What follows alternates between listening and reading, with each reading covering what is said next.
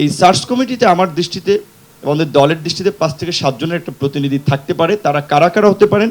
যেমন বাংলাদেশের বিশ্ববিদ্যালয়গুলো ভাইস চ্যান্সেলররা, কারণ তাদের কর্মকাণ্ড দেখে আমরা তাদেরকে একটা জাজ করতে পারি। সেখানে একজন অবশ্যই জাজ থাকতে পারে, যে বিকজ তাদের সম্পর্কে আমরা সহজে তাদের কর্মকাণ্ডের মাধ্যমে জানতে পারবো। সেখানে একজন জার্নালিস্ট থাকতে পারে, বিকজ তারা যারা কথাবার্তা বলছেন, যেমন সৌরভ ভাইয়ের মতো সাংবাদিককে আমরা চিনি কেন? সে আমার দল করে না, আমিও তার সাথে কাজ করি না, তার যে সমাজের প্রয়োজনে তার যে ভয়েস, সেই কারণে কিন্তু আমরা চিনি।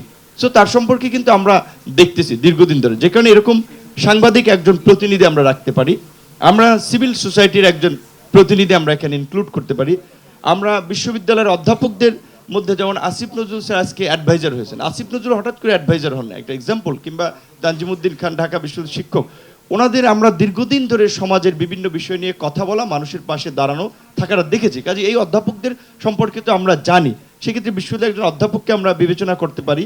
অবশ্যই সামরিক বাহিনীর এবং পুলিশ তার একটা বড় institution, law and order deal করে কাজ করতেছে। সেই ক্ষেত্রে আমরা সেটা পুলিশ প্রধান হতে পারে, কিংবা পরবর্তী র্যাঙ্কের একজন হতে পারে, পুলিশের একজন সদস্যকে এখানে ইনক্লুড করতে পারি। ঢালাইয়ে দৃঢ়তা, নির্মাণে নিশ্চয়তা, প্রিমিয়ার সিমেন্ট, ঢালাইয়ের রাজা।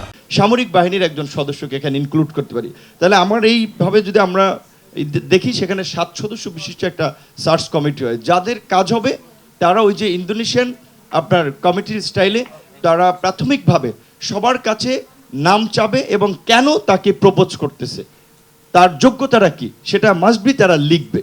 সেটার বেসিসে ওখান থেকে আমাদের যদি নির্বাচন কমিশন 3 সদস্য বিশিষ্ট হয় কিংবা 5 সদস্য বিশিষ্ট হয়, শেখার দ্বিগুণ কিংবা 3 গুণ সংখ্যায় একটা ফিক্স করা যেতে পারে। এবং সেটা নিয়ে রাজনৈতিক দলগুলোর সাথে, রেজিস্টার্ড পার্টিগুলোর সাথে আলোচনা করে যে এদের সম্পর্কে অবজারভেশন কি, তাদের সম্পর্কে কোনো আপত্তি আছে কিনা। দেন যদি আপনার 15 জনের মধ্যে কিংবা 21 জনের মধ্যে 10 জনকে ফাইনাল করা হয়, সেখান থেকে ইজিলি 3 থেকে 5 জনকে নির্বাচন কমিশন হিসেবে অ্যাপয়েন্টেড করা সহজ হবে। দ্বিতীয়ত, আমাদের যেটা বলছেন, ইতিমধ্যেই 50 বছরে নির্বাচন আইন ছিল না, নির্বাচন কমিশনের ফাংশনটাও আসলে ইন্ডিপেন্ডেন্ট ছিল না। সেক্ষেত্রে আমরা বলছি বিসিএস এ, যেটা বিজিএস, বাংলাদেশ জুডিশিয়াল সার্ভিসে যেভাবে আলাদা ক্যাডার আছে, সেখানে ইলেকশন কমিশনের জন্য আলাদা ক্যাডার, এবং সেটা এই সরকারকে দিয়ে স্টার্ট করতে হবে। এবং সেখানে যারা অ্যাপয়েন্টেড পাবে মাস্ট বি তাদের কোনো পলিটিক্যাল লিগাসি থাকা যাবে না। যারা নির্বাচন কর্মকর্তা, ডিসি কে দিয়ে রিটার্নিং কর্মকর্তা, এই পদ্ধতি পরিবর্তন করতে হবে। দ্বিতীয়ত, নির্বাচনটাকে 2 or 3 ডেজে করা যায় কিনা, আমি বলছি যায় কিনা সেটা ভাবতে হবে।